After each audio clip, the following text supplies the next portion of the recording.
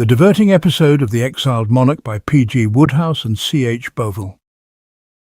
The caoutchouc was drawing all London.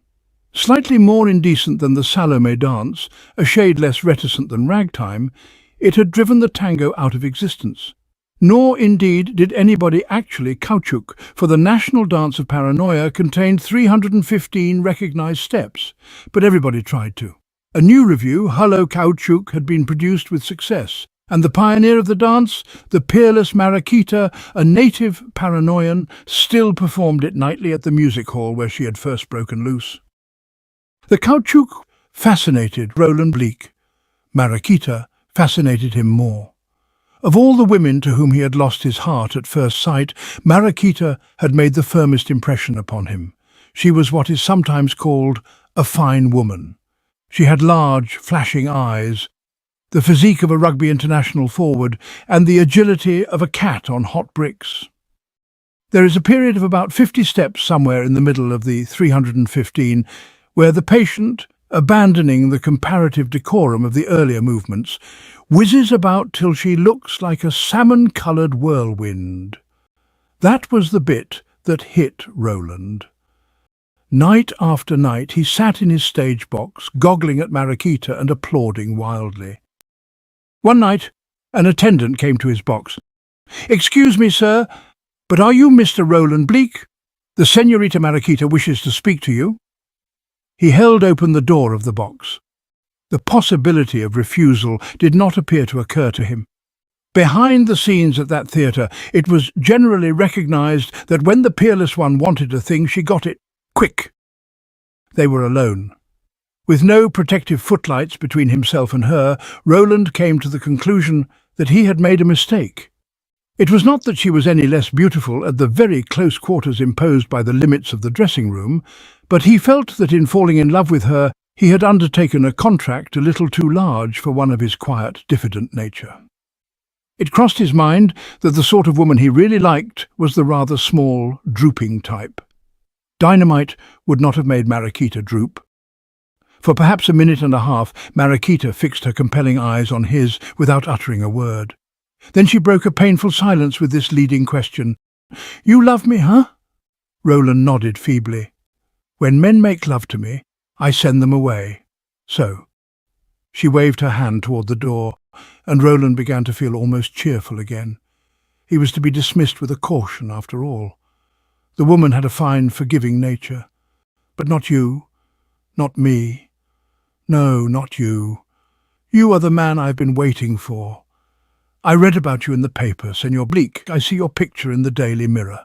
I say to myself, what a man. Those picture-paper photographs always make one look rather weird, mumbled Roland.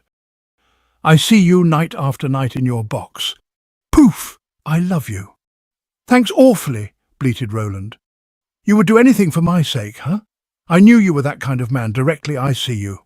No, she added, as Roland writhed uneasily in his chair. Do not embrace me. Later, yes, but now, no, not till the great day.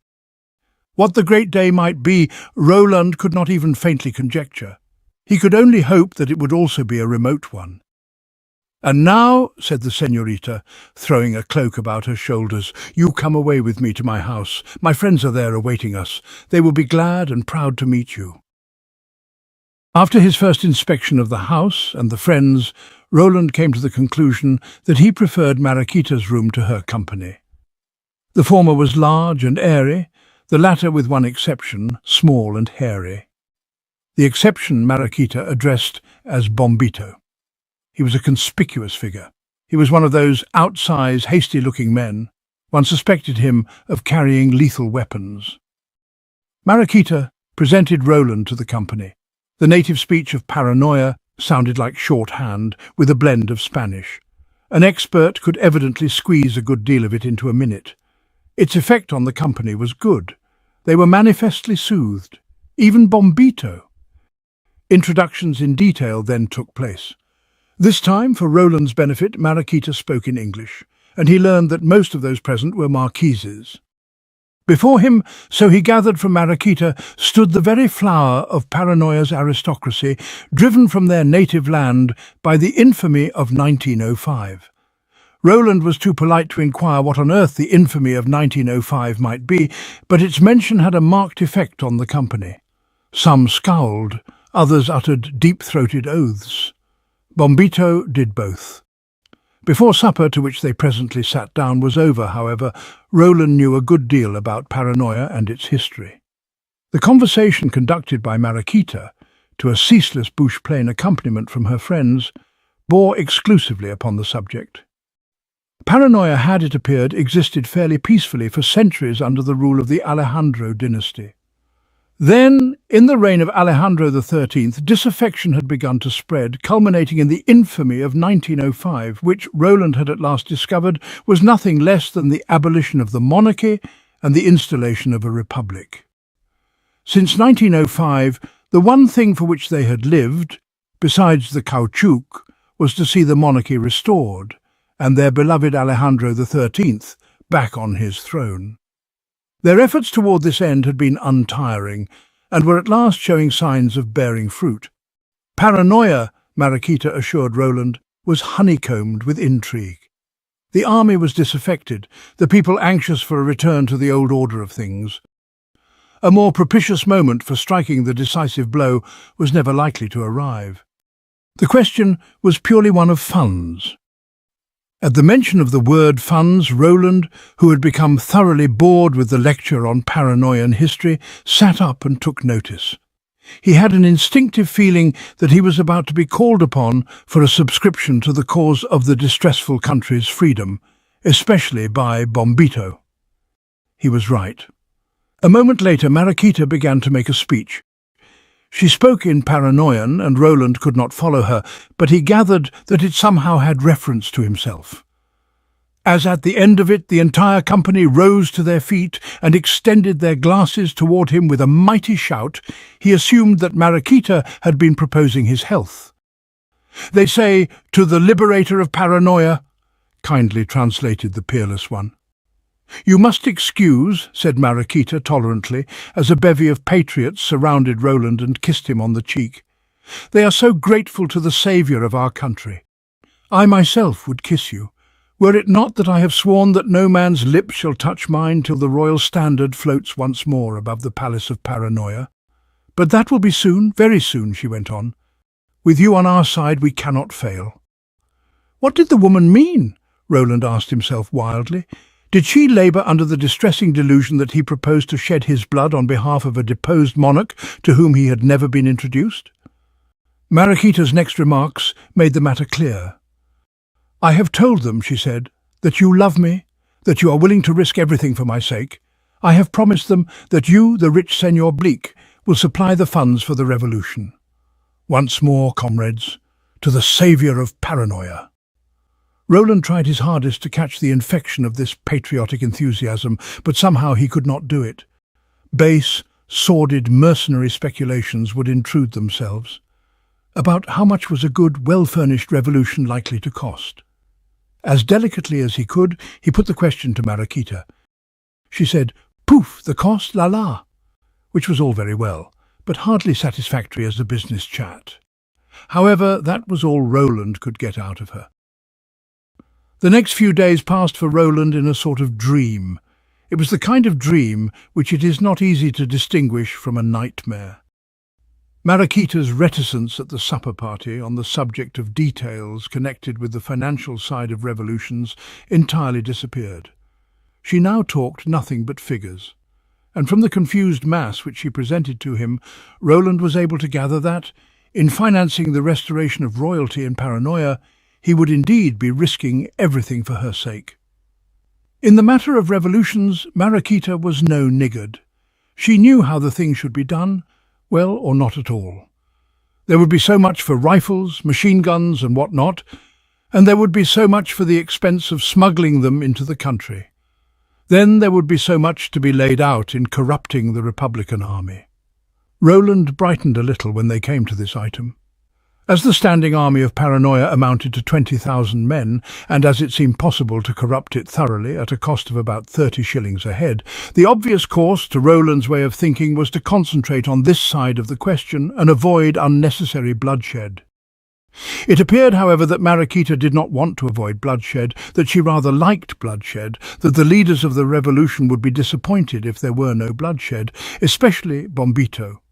Unless, she pointed out, there was a certain amount of carnage, looting and so on, the revolution would not achieve a popular success.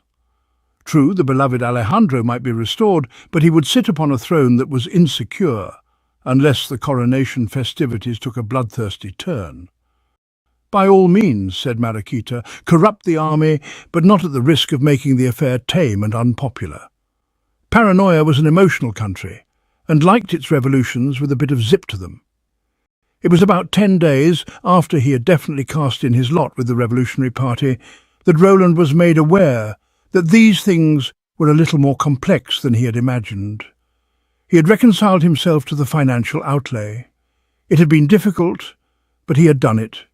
That his person, as well as his purse, would be placed in peril he had not foreseen.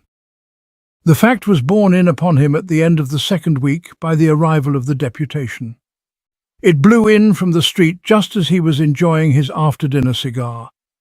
It consisted of 3 men, one long and suave, the other 2 short, stout and silent. They all had the sallow complexion and undue hairiness which he had come by this time to associate with the native of Paranoia. For a moment he mistook them for a drove of exiled noblemen whom he had not had the pleasure of meeting at the supper party, and he waited resignedly for them to make night hideous with the royal anthem. He poised himself on his toes, the more readily to spring aside if they should try to kiss him on the cheek. "Mr. Bleak," said the long man. His companions drifted toward the cigar-box which stood open on the table and looked at it wistfully. "Long live the monarchy," said Roland wearily. He had gathered in the course of his dealings with the exiled ones that this remark generally went well. On the present occasion it elicited no outburst of cheering. On the contrary, the long man frowned, and his 2 companions helped themselves to a handful of cigars apiece with a marked moodiness. "Death to the monarchy," corrected the long man coldly.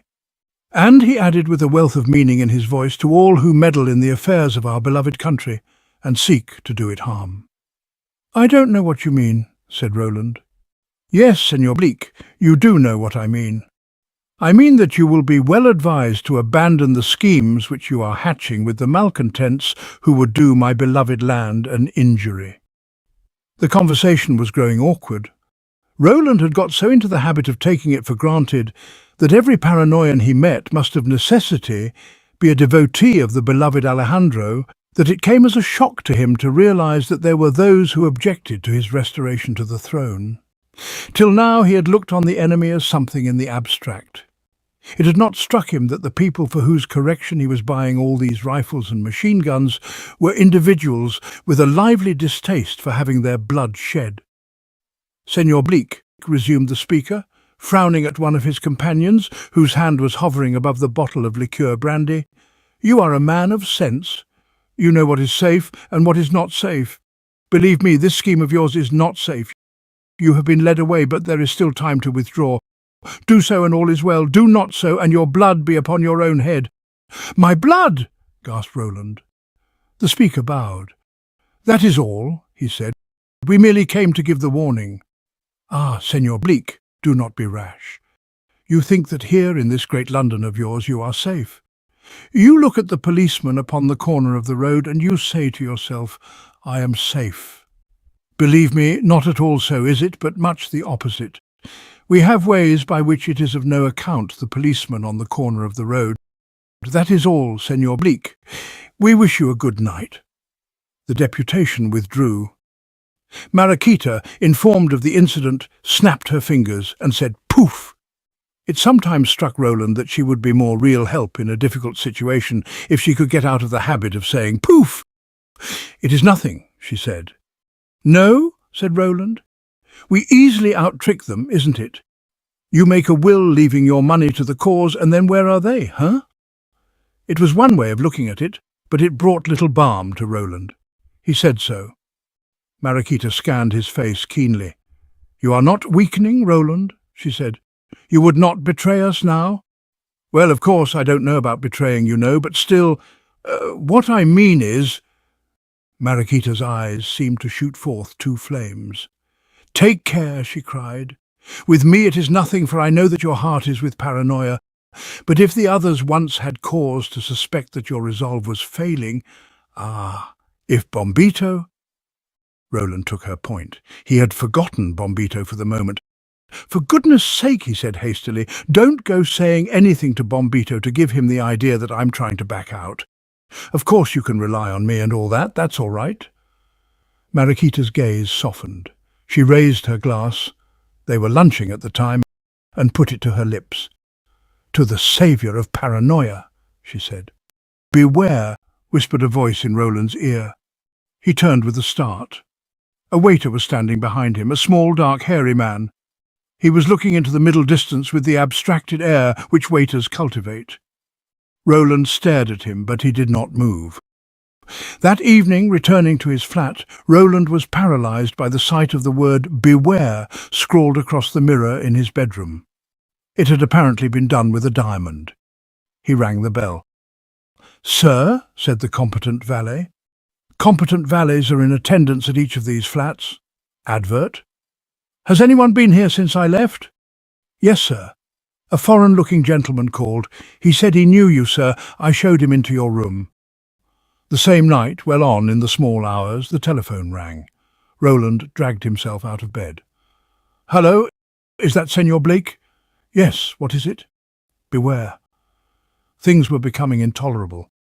Roland had a certain amount of nerve, but not enough to enable him to bear up against this sinister persecution. Yet what could he do? Suppose he did beware to the extent of withdrawing his support from the royalist movement. What then?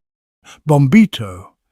If ever there was a toad under the harrow, he was that toad. And all because a perfectly respectful admiration for the caoutchouc had led him to occupy a stage box several nights in succession at the theatre where the peerless Mariquita tied herself into knots. There was an air of unusual excitement in Mariquita's manner at their next meeting. "We have been in communication with him," she whispered. "He will receive you. He will give an audience to the saviour of paranoia." "Eh? Who will?" "Our beloved Alejandro. He wishes to see his faithful servant. We are to go to him at once." "Where?" "At his own house. He will receive you in person." Such was the quality of the emotions through which he had been passing of late that Roland felt but a faint interest at the prospect of meeting face to face a genuine, if exiled, monarch. The thought did flit through his mind that they would sit up a bit in old Feinberg's office if they could hear of it, but it brought him little consolation. The cab drew up at a gloomy-looking house in a fashionable square. Roland rang the doorbell. There seemed a certain element of the prosaic in the action. He wondered what he should say to the butler. There was, however, no need for words. The door opened and they were ushered in without parley. A butler and two footmen showed them into a luxuriously furnished anteroom. Roland entered with two thoughts running in his mind. The first was that the beloved Alejandro had got an uncommonly snug crib. The second that this was exactly like going to see the dentist.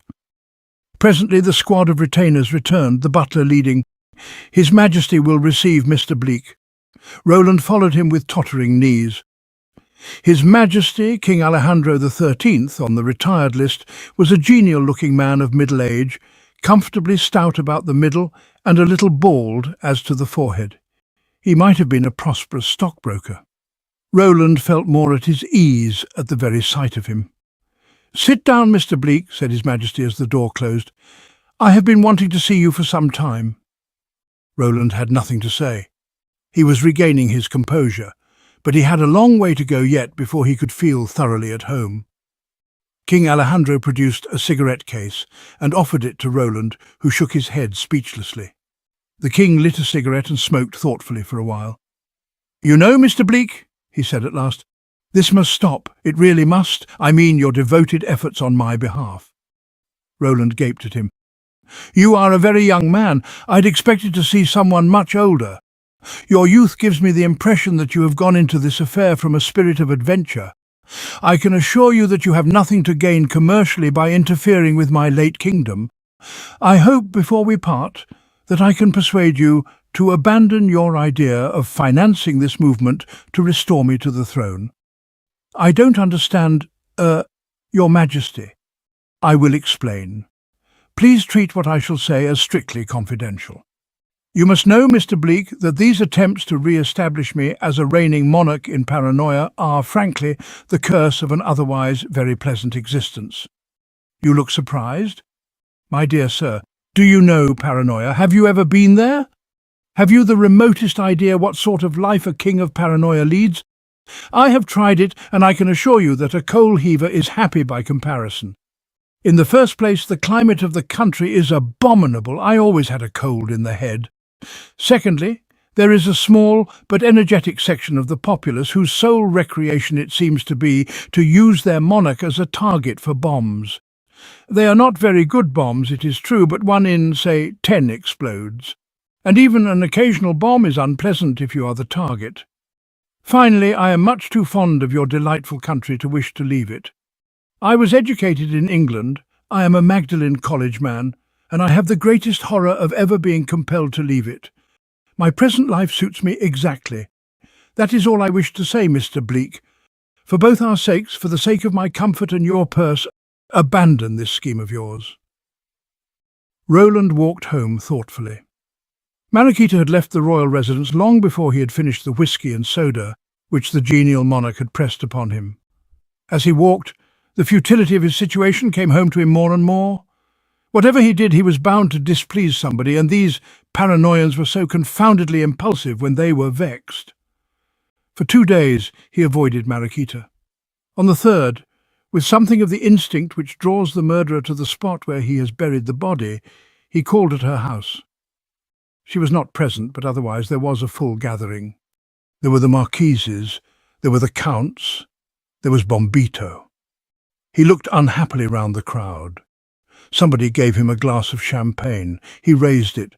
"To the revolution," he said mechanically. There was a silence. It seemed to Roland an awkward silence.